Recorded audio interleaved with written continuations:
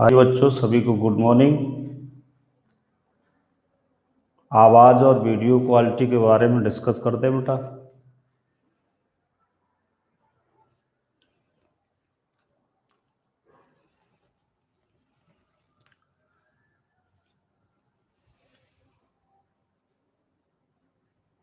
पंकज कुशवाहा, रविंद्र कुमार, नीरज कुमार।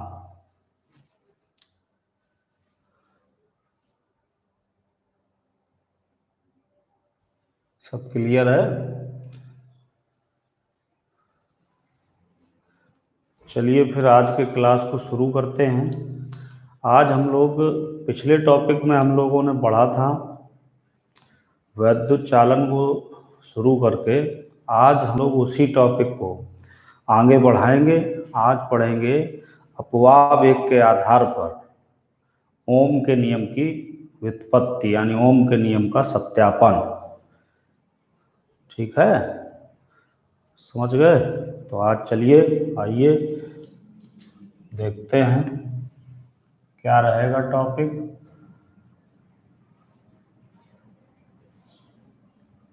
अपवाह वेग के आधार पर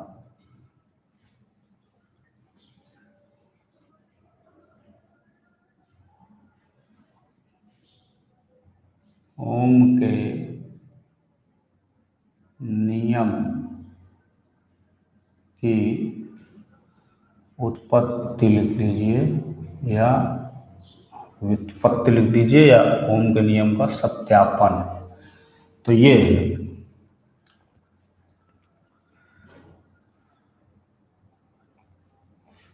ठीक है, इसको आज हम लोग सॉल्व करेंगे। ये इम्पॉर्टेंट टॉपिक है। देखिए क्या है इसमें। मान लेंगे, माना एक स्मॉल एल लंबाई का तार है जिसके प्रति एकांक आयतन में मुक्त इलेक्ट्रॉनों की संख्या स्मॉल एन।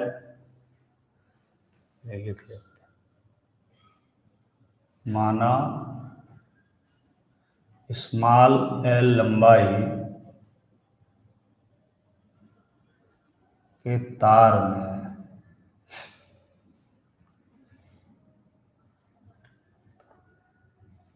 के एकांक आयतन में मुक्त इलेक्ट्रॉन्स की संख्या स्मॉल एन है। ठीक, तथा तार के सिरों पर वोल्टेज V आरोपित किया जाता है।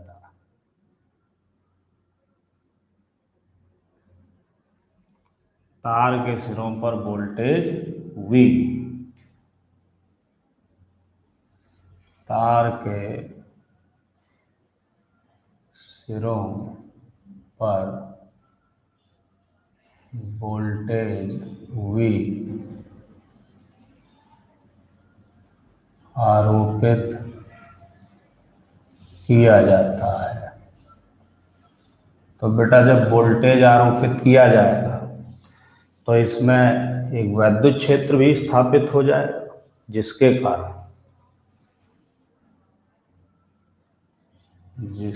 कारण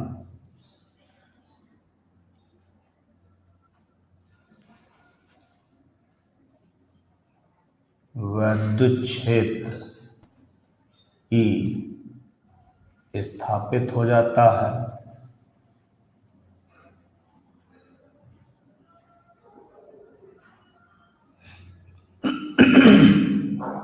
स्थापित हो जाता है।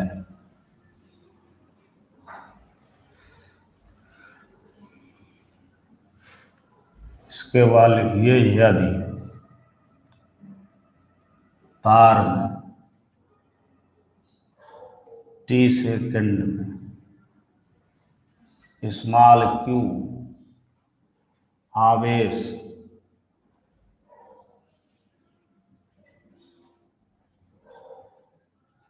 प्रवाहित हो रहा है। ठीक है, या अगर आपको ये नहीं लिखना है तो सीधे सीधे यहाँ से लिख दें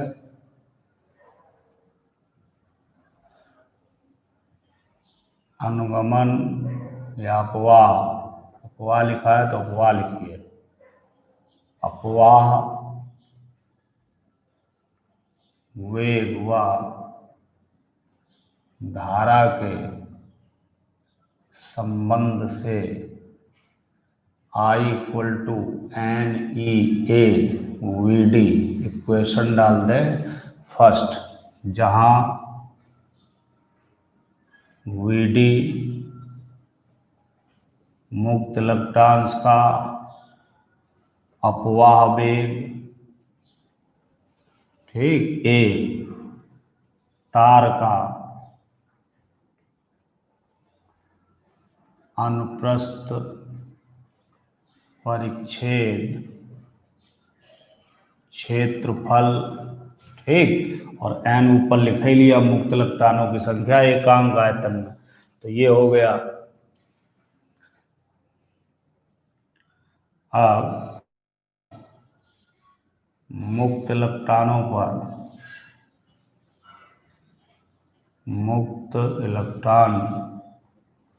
पर आरोपित बल, तो आरोपित बल बेटा जब इस पर V वोल्ट आरोपित कर दिया गया है और उसके कारण विद्युत क्षेत्र E स्थापित हो गया, तो मुक्त इलेक्ट्रॉन पर आरोपित बल क्या हो रहा है? तो मुक्त इलेक्ट्रॉन पर आरोपित बल F equal to q e. अब यहाँ पे मुक्त इलेक्ट्रॉन है तो इस पर हम क्या लिख सकते हैं? ई, ठीक। अब चूंकि E इक्वल टू तार के लिए हम लिख सकते हैं V अपॉन L, तो इसलिए यही फोर्थ हमारा F इक्वल टू बन जाएगा ई वी अपॉन L, ठीक। जब इस पर इलेक्ट्रॉन पर बल लगेगा तो बल के कारण उसमें त्वरण उत्पन्न होगा।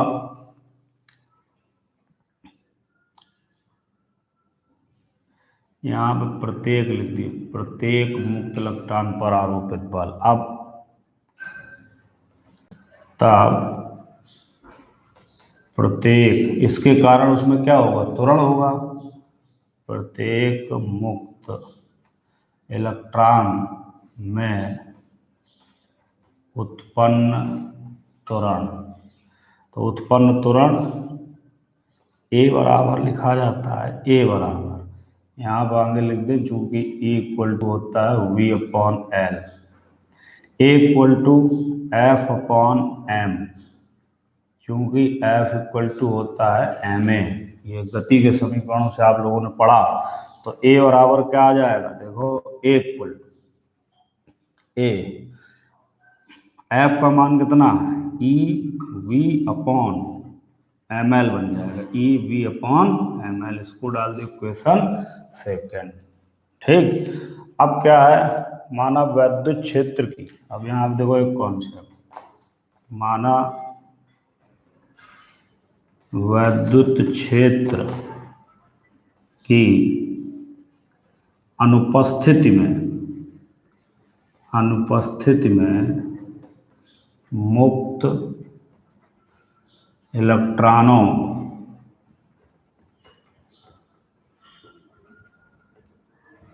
का वेग U1, U2, एक और लिख दो U3, dot dot dot UN है।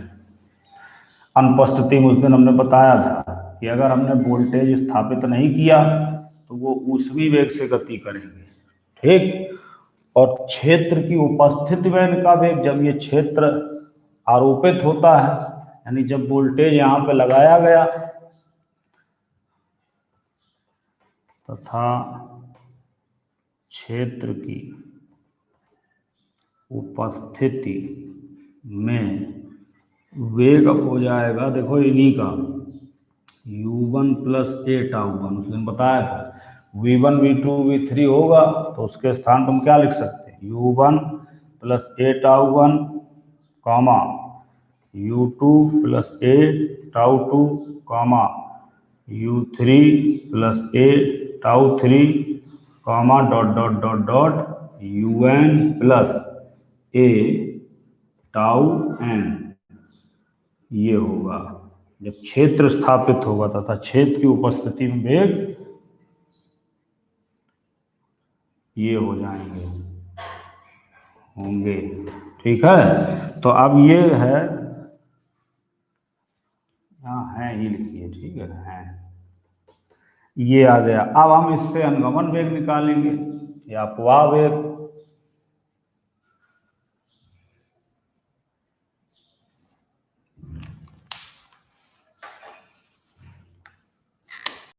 आइए देखते हैं। तब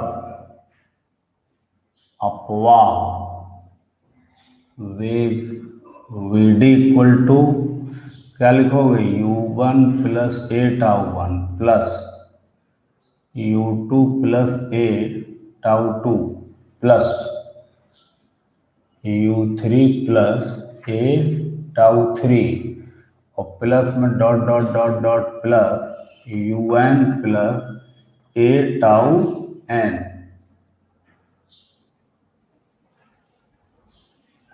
ये पूरे के बटे क्या हो जाएगा, n।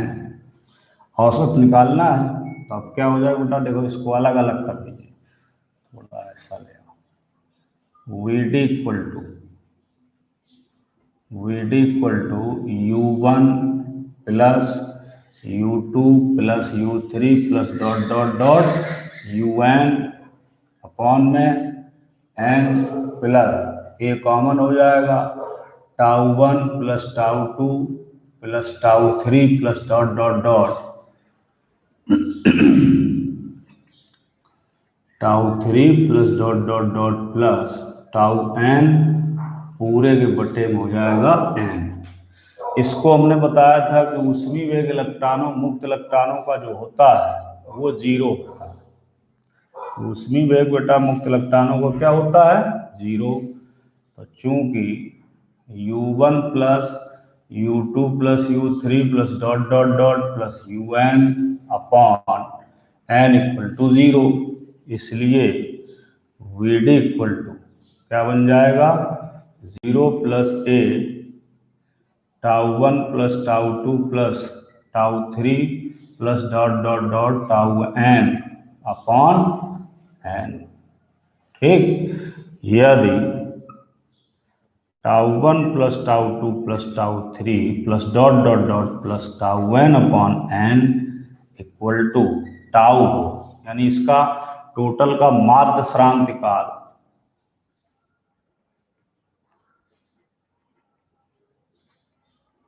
अगर टाउ मान लें, ठीक है, तब Vd इक्वल टू बन जाएगा ए टाउ। फ्रॉम इक्वेशन सेकेंड अब हम समीकरण 2 का उपयोग करेंगे। देखो बेटा इक्वेशन सेकेंड में क्या है, 2Eb अपॉन ml है, ये यहाँ पे मान रखिए। तो Vd इक्वल टू ए की जगह क्या लिखें, Eb, ठीक, अपॉन ml और इनटू हो जाएगा टाउ। ये एक सूत्र आ गया, Eb tau upon ml, Eb tau upon ml, ये रिजल्ट मिल गया। अभी ये एक संबंध है अनुगमन वेग और उसके मुक्त इलेक्ट्रॉन के श्रांति काल में संबंध। अगर पूछा जाए कि अनुगमन वेग और मुक्त इलेक्ट्रॉन के श्रांति काल में संबंध, तो ये हो जाता है अनुगमन वेग या अपवाह वेग व श्रांति काल में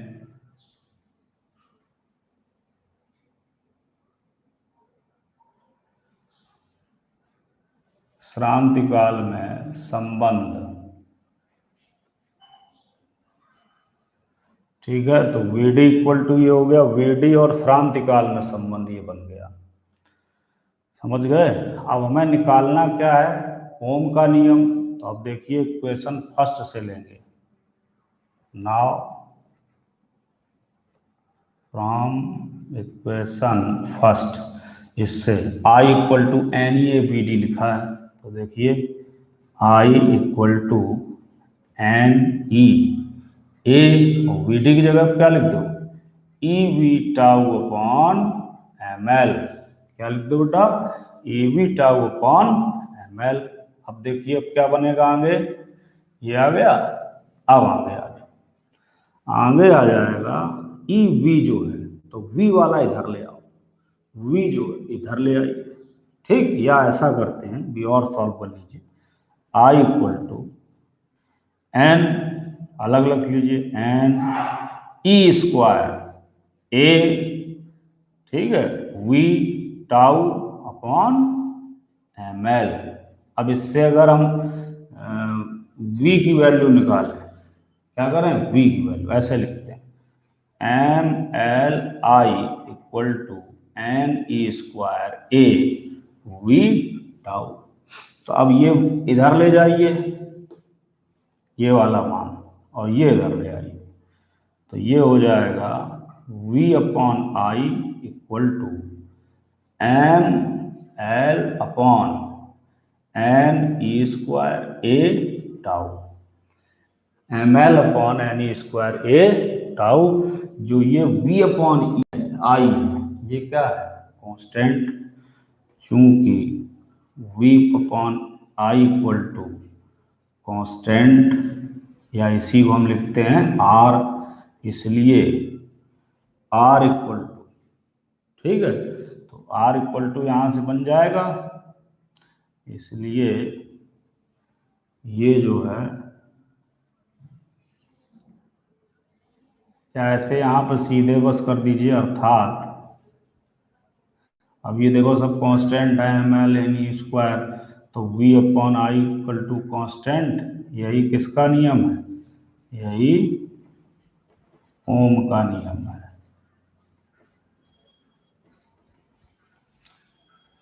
ठीक है, तो ये पूरा डेरिवेशन हो गया आपका। इसमें आप लिख सकते हैं इधर, चूंकि m l upon n e square a tau equal to क्या है, कांस्टेंट है। देख लीजिए बेटा, इसको सब कुछ समझ में आ गया। पहले मान लेंगे तार एक एल लंबाई का है, ठीक, उसके प्रत्येकांक आयतन में मुक्त इलेक्ट्रॉनों की संख्या स्मॉल एन है, तार के सिरों पर वोल्टेज भी आरोपित किया जाता है, जिसके कारण विद्युत क्षेत्र ई स्थापित हो जाता है। अब एक रिलेशन हम लोग पढ़ चुके थे कि अपवाह वेग व धारा में संबंध ये होता है I equal to N E A V D. इसमें वी डी मुक्त इलेक्ट्रॉनों का अपवाह वेग और ए तार का अनुप्रस्थ। अब जब हमने वोल्टेज स्थापित कर दिया, तब प्रत्येक मुक्त इलेक्ट्रॉन पर आरोपित बल क्या होगा, F बराबर क्यू ई जानते हो, इलेक्ट्रॉन के लिए E लिख लिया, E बराबर V अपॉन एल, जिससे बन गया बल F बराबर ई वी अपॉन एल। ठीक है, इसी के कारण प्रत्येक इलेक्ट्रॉन पर त्वरण उत्पन्न हो जाएगा, जिसकी वैल्यू आ गई A equal to e v upon M L. अब मान लिया मुक्त इलेक्ट्रॉन जब वैद्युत क्षेत्र नहीं था, यानी बैटरी नहीं लगाई गई, तब उनके अनुगमन वेग, उनके वेग u1 कामा u2 कामा u3 कामा डॉट डॉट डॉट un है। और जैसे ही बैटरी लगा दी गई, ठीक है, इनको हम देखो, जैसे इसको अगर कह सकते हो तो ये v1, ये क्या है v2, और ये क्या है v3, और ये क्या है vn। तो इनके मान इस तरीके से लिख लिए। अपवाह वेग का सूत्र होता है, इनका जो औसत होता है, औसत, वो इस प्रकार से, इनको सबको जोड़ के इनका भाग दे दीजिए। ये भी मैंने उस दिन बताया था कि मुक्त इलेक्ट्रॉनों का जो ऊष्मी वेग होता है, औसत ऊष्मी वेग, उसकी वैल्यू बेटा 0 होती है। ठीक, इसके बाद ये रिजल्ट आया, यहाँ इस स्थान पर एक औसत श्रांति काल का उपयोग किया गया, जिसको टाउ कहते हैं। तो बस हमें संबंध मिल गया v d equal to e we tau upon M l. अगर पूछा जाए अनुगमन वेग और श्रांति काल में संबंध, या अपवाह वेग और श्रांति काल में संबंध, तो ये हो जाएगा। ठीक, अब इसके बाद इक्वेशन 1 में जब वी डी का मान हमने पुटअप किया, तो हमें रिजल्ट आके यहाँ प्राप्त हो गया v upon I equal to m l upon n e square a tau. ठीक, तो V upon I equal to क्या बन जाएगा, कांस्टेंट। यही ओम का नियम हो जाता है। क्लियर हो गया बच्चों? मयंक मिश्रा बताइए, क्लियर? अच्छा, गोविंद साहू बेटा बोलो। नीरज कुमार, ये क्या कर रहा है गोविंद? अच्छा, किसी को दिख नहीं रहा। अभिषेक कुशवाहा, हाँ बेटा थोड़ा वो चेंज कर लो, यहाँ तो सही दिख रहा था।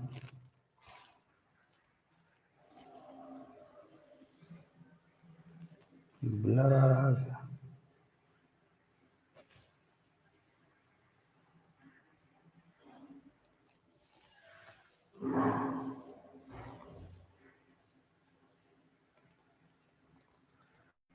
क्वालिटी ठीक ठाक लगा, हाँ अब सही दिख रहा है। ठीक है, उसको 720 या 1080 जिसमें देखना चाहो उसमें देखिए। ठीक है, क्लियर है, ओके।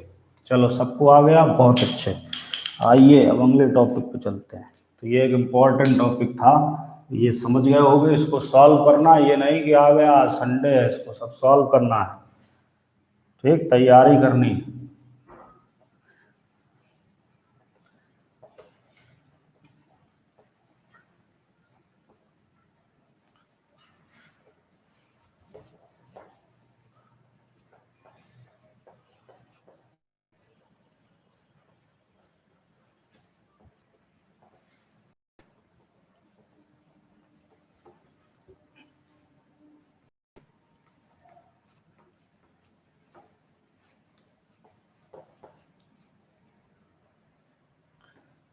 अब आइए, इसमें एक अगला टॉपिक है गतिशीलता। गतिशीलता, इसके बारे में भी पढ़ लेते हैं। अंग्रेजी में इसको मोबिलिटी बोलते हैं।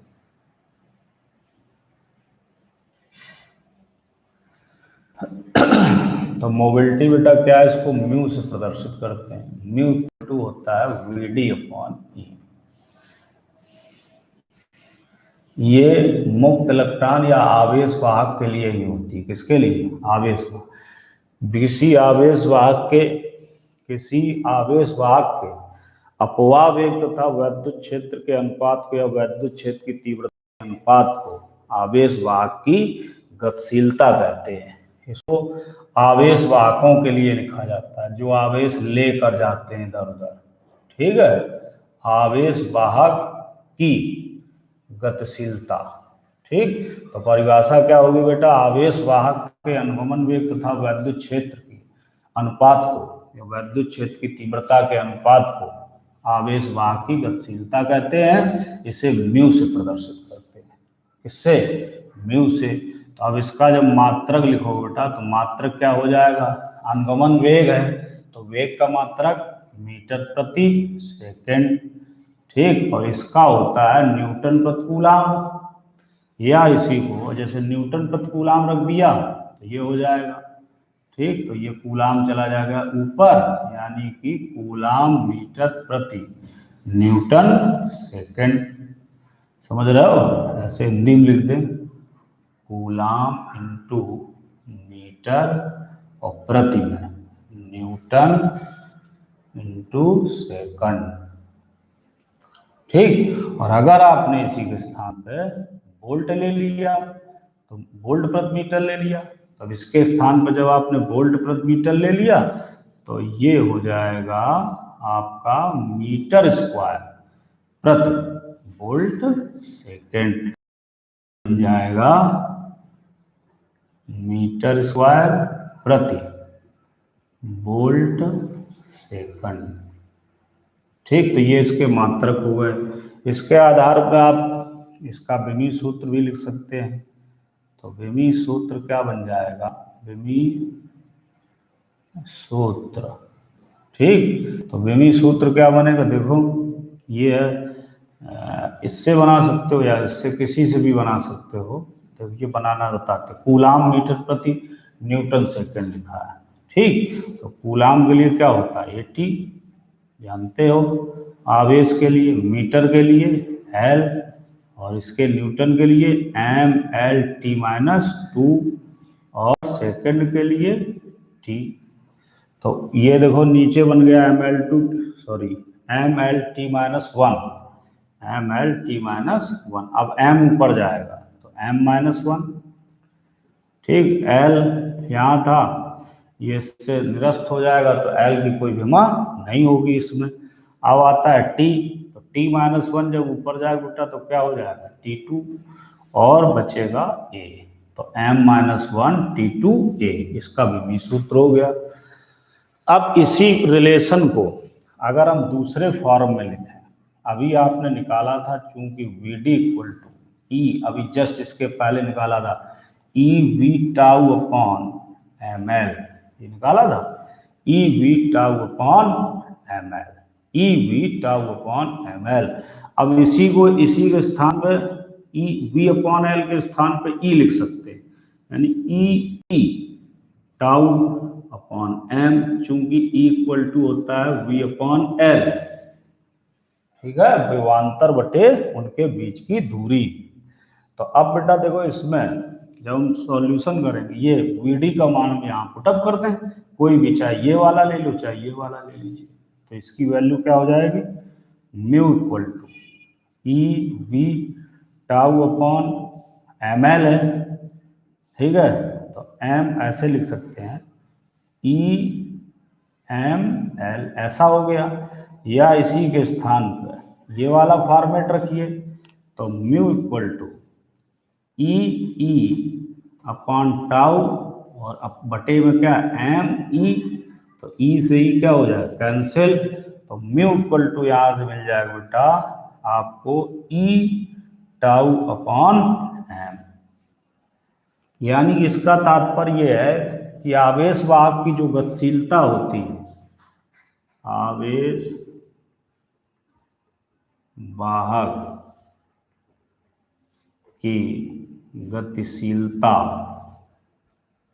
आवेश वाहक की गतिशीलता उस वैद्युत क्षेत्र पर निर्भर नहीं करती, वैद्युत क्षेत्र पर निर्भर नहीं करती, ये ध्यान रखिए इस सूत्र के आधार पर।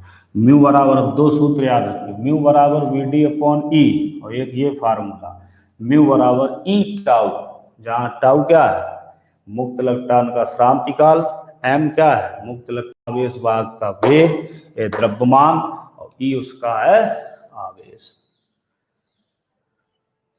ठीक, समझ गए ये। अब ये सबको आ जाएगा। बताओ बेटा, गतिशीलता लिख लेंगे, कोई भी प्रश्न हो तो पूछिए।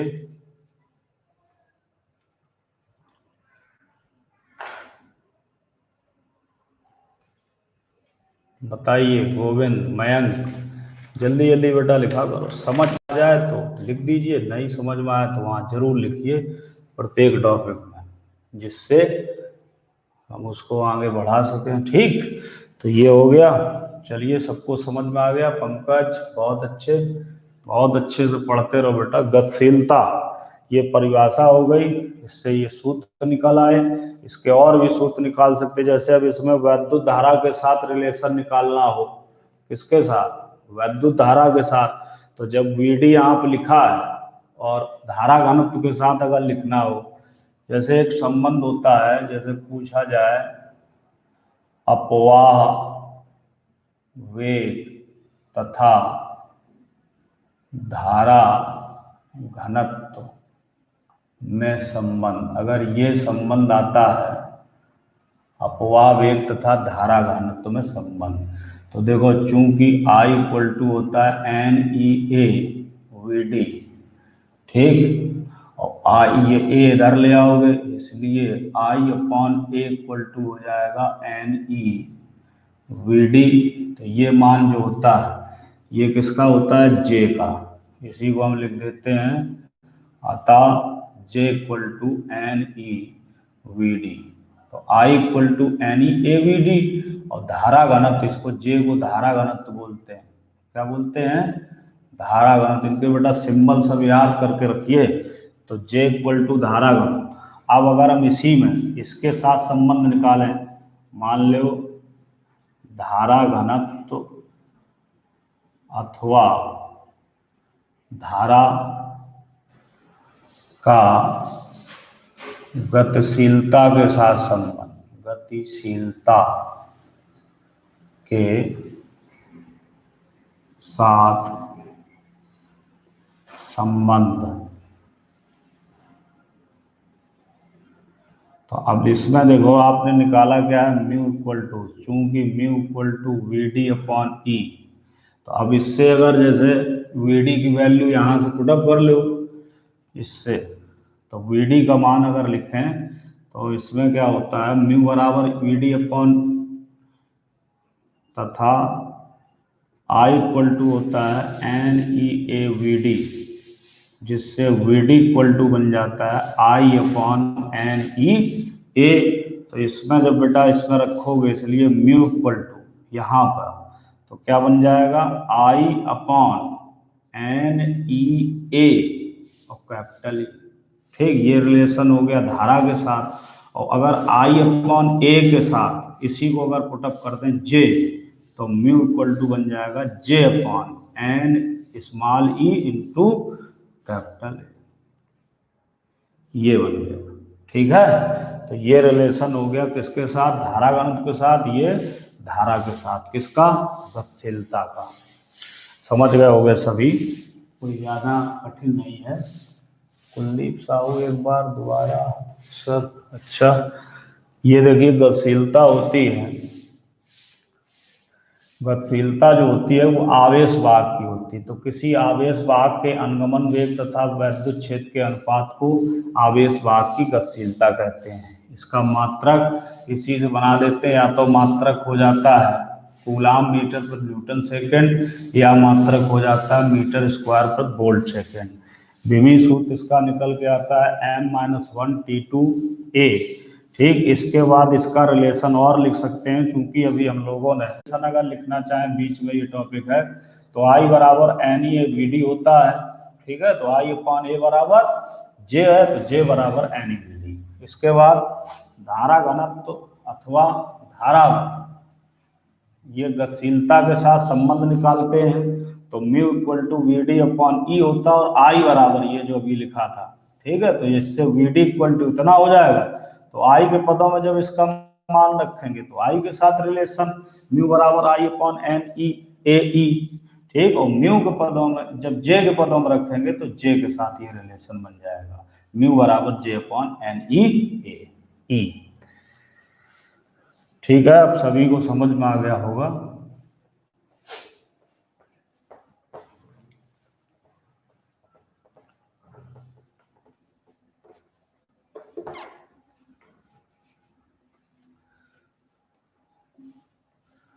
अगले टॉपिक पर चलते हैं। इसमें अगला टॉपिक क्या है, ओमी चालक। ओमी चालक, ठीक है, ओमी चालक और अनोमी चालक ये पूछे जाते हैं। इसी के साथ में तथा ओमीय प्रतिरोध ये पढ़ेंगे।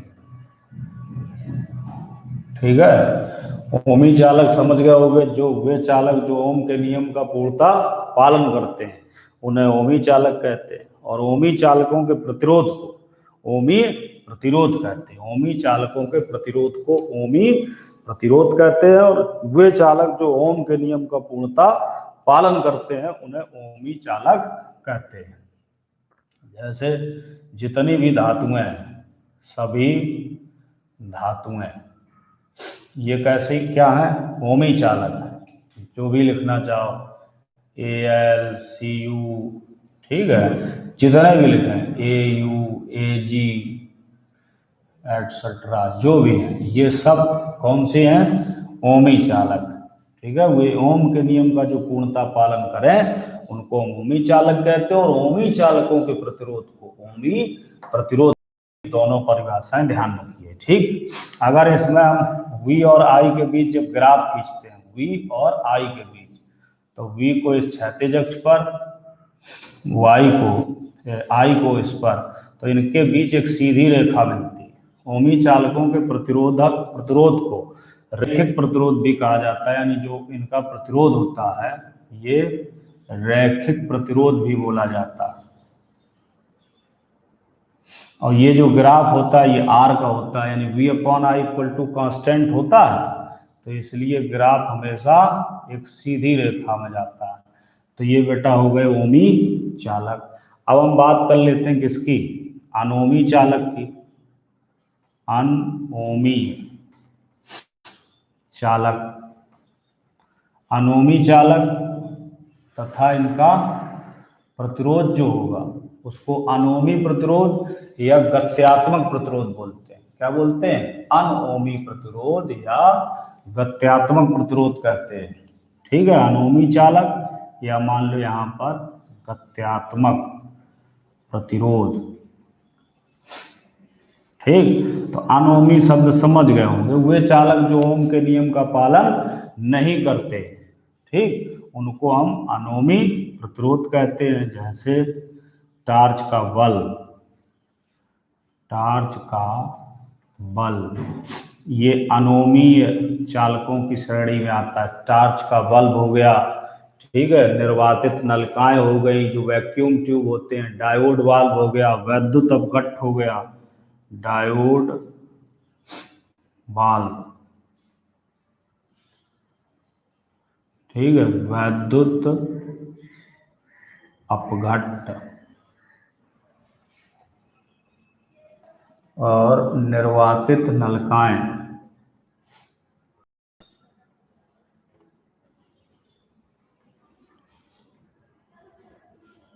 एटसेट्रा। ये टार्च का बल्ब, डायोड वाल्व, वैद्युत अपघट्ट, ये ओम के नियम का पालन नहीं करते। अनोमी चालकों के प्रतिरोध को या तो हम कहते हैं अनोमी प्रतिरोध, अनोमी चालकों के प्रतिरोध को अनोमी प्रतिरोध कहते हैं। ठीक, अब इनके बीच जब ग्राफ खींचा जाता है बेटा, देखो V और I के बीच ये ग्राफ खींचे, तो जब इन चालकों के बीच ग्राफ खींचा जाता है तो कुछ इस तरीके से प्राप्त होता है, इस प्रकार से ग्राफ चलता है। ये टार्च के बल्ब का ग्राफ है, टार्च का बल्ब, किसका ग्राफ है, टार्च के बल्ब का। ठीक, टार्च के बल्ब का ग्राफ है, ऐसे चलता है। अब इसमें सीधी रेखा नहीं मिलती, तो इसलिए इसमें कांस्टेंट जो होता है V upon I equal to constant प्राप्त नहीं होता, तो ये ओम के नियम का पालन नहीं करते।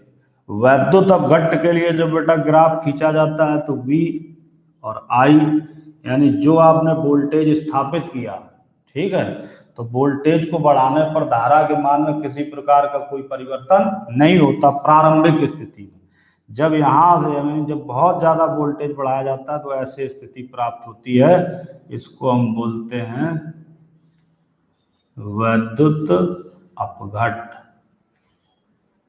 ठीक, तो ये हो गया अनोमी सर्किट। कौन सा, अनोमी। अब इसी में से जब गत्यात्मक प्रतिरोध बेटा ज्ञात करते हैं, तो जैसे मान लो दो पॉइंट हैं ये और ये, तो इसको हम ऐसे चेंज कर लेते हैं। तो यहाँ का एक वोल्टेज और यहाँ का वोल्टेज, इसमें जितने में धारा में परिवर्तन हो, तो इसकी परिभाषा हम यहाँ से देख दे रहे हैं कि अनोमी चालकों के प्रतिरोध को, ठीक है, गत्यात्मक प्रतिरोध या आरैखिक प्रतिरोध बोलते हैं। ये जो है इनका आरैखिक प्रतिरोध है, आरैखिक, आरैखिक प्रतिरोध, ठीक है, आरैखिक प्रतिरोध है। इसकी दूसरी परिभाषा, जैसे यहाँ का वोल्टेज यहाँ का वोल्टेज, तो वोल्टेज में परिवर्तन बटे धारा में परिवर्तन, गत्यात्मक प्रतिरोध स्मॉल r से प्रदर्शित करते हैं। इसको हम लिख सकते हैं V2 minus V1 upon I2 minus I1। मान लो यहाँ का वोल्टेज V2 है, यहाँ का V1 है। जैसे देखो यहाँ ये दो पॉइंट लिए आपने, एक ये V1 है, ये V2 है। इसके लिए ये धारा है, इसके लिए ये धारा है, तो ये मान लो I1 है, ये I2 है। तो इनमें परिवर्तन बटे इनमें परिवर्तन, R equal to V2 minus V1 upon I2 minus I1, या इसी को लिख सकते हैं R equal to delta V upon delta I, ये बन जाएगा। ठीक, ओम में। समझ में आ गया होगा सबको। तो ये ओमी चालक हो गए जो ओम के नियम का पालन करें। इसमें ये बेटा याद रखिए, अनोमी गत्यात्मक प्रतिरोध, इस पे 1 नंबर का सवाल 1-2 नंबर का बन जाता है। तो ये रिजल्ट हो गए ओमी और अनोमी के। इसके बाद आगे विशिष्ट प्रतिरोध पढ़ेंगे।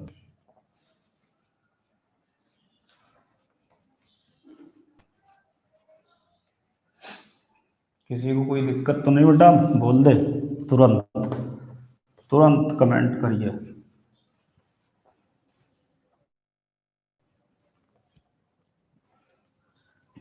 तुरंत कमेंट करें बेटा। नीरज आ गया सबको? डेफिनेशन एक बार कुलदीप साहू, किसकी पूछ रहा बेटा डेफिनेशन? बताओ कुलदीप, एक बार लिखो जल्दी बेटा, लिखो। कुलदीप लिखिए, जल्दी लिखिए।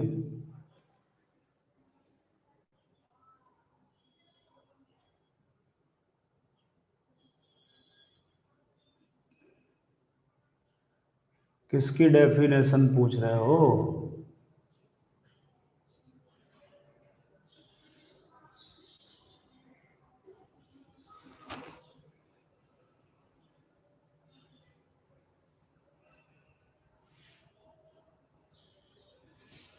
कुलदीप साहू जल्दी लिखो यार, क्या पूछ रहे हो? चलिए लिख देना, अभी मैं आगे देख लेता हूँ। और किसी को? शशांक सचान, अभिषेक कुशवाहा,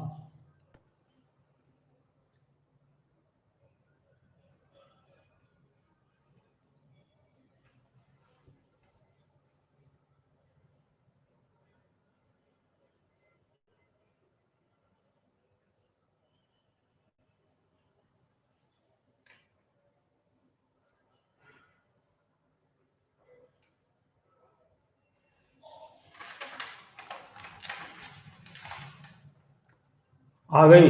चलिए बढ़िया, ठीक है। गतिशीलता भी पूछ रहे थे, चलो आगे चलते हैं। फिर अगला टॉपिक पढ़ते हैं। इसमें है विशिष्ट प्रतिरोध। अगला टॉपिक विशिष्ट प्रतिरोध, या इसी को प्रतिरोधकता बोलते हैं, प्रतिरोधकता। ठीक है, ये भी इम्पोर्टेंट है, इसको भी याद रखिए। विशिष्ट प्रतिरोध या प्रतिरोधकता। तो इसके लिए बेटा पहले सूत्र रो इक्वल टू, इसको रो से प्रदर्शित करते हैं। काय से? रो से। ठीक है, रो इक्वल टू ई अपॉन जे लिखा जाता है, ये ध्यान दो। तो अब बस परिभाषा यहां से लिख लोगे कि किसी चालक में जब धारा प्रवाहित की जाती है तो उसके भीतर किसी बिंदु पर वैद्युत क्षेत्र की तीव्रता तथा धारा घनत्व के अनुपात को चालक का विशिष्ट प्रतिरोध कहते हैं। किसी चालक में जब धारा प्रवाहित की जाती है तो चालक के भीतर किसी बिंदु पर वैद्युत क्षेत्र की तीव्रता तथा धारा घनत्व के अनुपात को चालक का विशिष्ट प्रतिरोध कहते हैं। इसे रो से प्रदर्शित करते हैं, रो बराबर कैपिटल ई अपॉन जे। समझ गए? कैपिटल ई वैद्युत क्षेत्र की, धारा घनत्व हो गया जे। ठीक है। और अगर मान लो चालक तार एल लंबाई का, जैसे कल्पना करो कोई चालक है, उसकी लंबाई एल है और उसके सिरों पे हमने वोल्टेज स्थापित कर दिया V। तो अब इसके कारण जो वैद्युत क्षेत्र होगा वो E बराबर हो जाएगा V अपॉन एल। अब इसमें यहाँ पर वैल्यू रखें तो पहले देखो इनके मात्रक बना लेते हैं, मात्रक। ठीक है, तो मात्रक जब इसका लिखेंगे, पहले परिभाषा हो गई, परिभाषा एक बार और सुन लें। परिभाषा एक बार और सुन लें बेटा। अब से क्या लिख रहा वही पूछना था कुलदीप। ठीक, अब परिभाषा क्या है कि किसी चालक के भीतर या किसी चालक में धारा प्रवाहित होने, जैसे मान लीजिए चालक है, इसमें आई धारा प्रवाहित हो रही, तो चालक के भीतर किसी बिंदु पर, ठीक, वैद्युत क्षेत्र की तीव्रता तथा धारा घनत्व के अनुपात को चालक का विशिष्ट प्रतिरोध कहते हैं। इसे रो से प्रदर्शित करते हैं। ठीक, इसे किससे प्रदर्शित करते हैं? रो से। अब इसका बेटा जब मात्रक आप बनाएंगे तो अब देखो ये हो गया, इससे बनाएंगे जब आगे, अभी और लिख लीजिए कि अब इसमें हमने एल ले लिया, लंबाई वी बोल दिया, बराबर क्या हो जाएगा? V upon L. इसलिए rho equal to V upon L J. अगर आई धारा बह रही है तो इसका क्षेत्रफल है कैपिटल ए, ठीक है, इसी में लिख दें आई धारा, तो इसके लिए हम लिख सकते हैं तथा जे बराबर आ जाएगा आई अपॉन ए। यहाँ पुटअप करिए आई और बटे में ए, तो ए चला जाएगा ऊपर, ठीक, तो we a upon I L, तो ये जो बन गया ये, इसको हम बोलते हैं प्रतिरोध। तो rho equal to R A upon L, rho equal to R A upon L, चूंकि V upon I equal to क्या है? आर, ठीक है। तो ये हो गया, इसी से हम इसका मात्रक लिख देंगे। ये समझ गए सभी कि कोई चालक तार है? एक बार और मैं इधर से सही से समझा देता हूं। ये हमने मान लिया चालक तार, इसका अनुप्रस्थ छेद का क्षेत्रफल कैपिटल ए, इसमें जो धारा जा रही है वो आई जा रही है। तो जब आई जा रही और इसके सिरों पर हमने वोल्टेज स्थापित किया वी, जिसके कारण कैपिटल ई इस पर आरोपित हो जाएगा, ठीक है। तो किसी बिंदु पर उसने कहा है कि वैद्युत क्षेत्र की तीव्रता और धारा घनत्व का अनुपात और इसकी लंबाई जो है एल है, तो धारा घनत्व का अनुपात विशिष्ट प्रतिरोध कहलाता है उस चालक का। तो चूंकि ई बराबर वी अपॉन एल तथा जे बराबर आई अपॉन ए, तो ये मान जब बेटा इसमें हमने रखे तो v upon I, v a upon I l मिला, वी अपॉन आई के स्थान पे आर, तो इसका प्रतिरोध का सूत्र मिल जाता है आर ए अपॉन एल। क्लियर? इसके बाद इसी का मात्रक, आर का मात्रक होता है ओम, इसका होता है मीटर स्क्वायर, इसका होता है मीटर। तो ओम ऐसे लिख दे, ओम मीटर स्क्वायर और बटे में आना चाहिए मीटर, तो मीटर से इसकी पावर कैंसिल, तो ये बन गया ओम मीटर।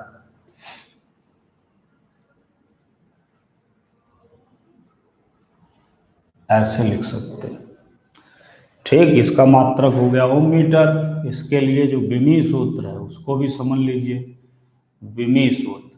तो ओम मीटर हो गया विमी सूत्र, यहाँ से बना लीजिए अगर याद रहे, ठीक है, और नहीं तो इससे बना लीजिए। इससे देखो देखो बिल्कुल क्लियर करके बताते, ये इसका सूत्र है रो बराबर we a upon I L, यही तो है, और वी का होता है डब्लू अपॉन क्यू। तो ऐसे तोड़ दिया जाता, बिल्कुल जो बेसिक होते हैं उसमें बदल दीजिए, डब्लू अपॉन क्यू आई एल। अब आपके सामने सब विमी सूत्र आपको ज्ञात होंगे। M l two t minus two कार्य का हो गया, ए क्षेत्रफल है तो एल टू हो गया अपॉन क्यू आवेश है, ए टी हो गया धारा है, ए हो गया, ठीक, और ये लंबाई है एल हो गया। आप सबको कंबाइंड कर दो पहले ऊपर वाले को, तो एम एल 4 हो गया, टी माइनस टू हो गया अपॉन में इधर हो गया आपका ए टू एल टी। अब इनको ऊपर ले चलो तो इसके लिए बन जाएगा M L three T minus three A minus two. क्या बन जाएगा? M L three T minus three A minus two. ये इसका विमी सूत्र हो गया विशिष्ट प्रतिरोध का। समझ गए होंगे बच्चे सभी, विशिष्ट प्रतिरोध का विमी सूत्र ये हो गया, ठीक। अब यही सूत्र आप लोग पढ़ते हैं जब आ गया रो बराबर आर ए अपॉन एल। क्या आ गया? रो बराबर आर ए अपॉन एल। तो अब क्या है, इसी से कैपिटल आर का सूत्र भी हम लोग निकाल लेते हैं। और एक बात ध्यान रखें कि जो रो होता है, ठीक, ये किसी चालक के लिए, किसी चालक के लिए नियत रहता है, ये भी ध्यान रखिए। चूंकि एक पदार्थ का गुण है, ठीक है, निश्चित ताप पर चालक के पदार्थ का विशिष्ट प्रतिरोध नियत रहता है। अगर उसमें पदार्थ नहीं बदला गया तो फिर उसमें किसी प्रकार का कोई परिवर्तन नहीं होगा। तो ये आ गया रो बराबर आर ए अपॉन एल। तो यहां से बेटा एक सूत्र निकलता है, आर बराबर रो एल अपॉन ए। क्या निकलता है? R equal to rho L upon A. ठीक, और जब ये बेटा कांस्टेंट है तो यही रिलेशन हम आगे लिख सकते हैं, आर प्रोपोर्शनल एल अपॉन ए। यानी कि किसी चालक का जो प्रतिरोध होता है वो उसकी लंबाई के अनुक्रमानुपाती तथा क्षेत्रफल के व्युत्क्रमानुपाती होता है। समझ गए होगे? तो यहां से ये रिलेशन मिल जाते हैं, आर बराबर रो एल अपॉन ए। ये होता है किसी पदार्थ के लिए नियत, तो इससे हम लिख सकते हैं आर अनुक्रमानुपाती या are proportional L upon A. ठीक, ये यहां से दूसरे और रूप में लिख सकते हो, जैसे ऐसे लिख दो कि आर अनुक्रमानुपाती एल होता है तथा आर व्युत्क्रमानुपाती ए होता है। ये दोनों एक साथ चलेंगे, ये ध्यान रखिए, दोनों कैसे चलेंगे? एक साथ।